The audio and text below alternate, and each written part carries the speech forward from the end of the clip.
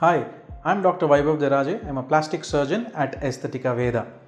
Today we are going to talk about some common side effects of rhinoplasty. Now, it might not be just a side effect, it might be a complication too. It is very important that you know this before you proceed with any rhinoplasty. So it is the duty of your surgeon to enumerate all the potential complications that can happen before your rhinoplasty and informed consent be taken from you before proceeding with the procedure. Now, some of the very common complications are infection. Now, infection is a thing that can happen with any surgery. It is not specific to rhinoplasty. It could happen to you.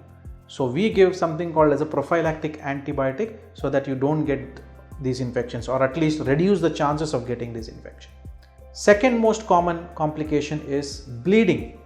In rhinoplasty, this is a very vascular area and it is very common for you to have some amount of bleeding after your procedure. But if this bleeding is very excessive, we might need to take you back to the theater to sometimes stop the bleeding. Now, many surgeons use something called as nasal packs for bleeding as well. I used to use it too. I have reduced my use of nasal packs drastically recently by doing some other techniques to stop the bleeding instead of putting a nasal pack in.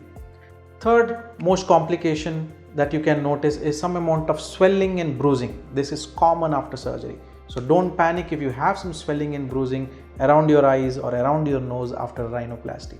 All this swelling will usually go down in 1 week's time, and the bruising usually will go down after 6 weeks' time. This bruising especially happens if we have done an osteotomy of the nose. So these three things are one of the most common complications of rhinoplasty surgery, and it is important for you to be aware about this.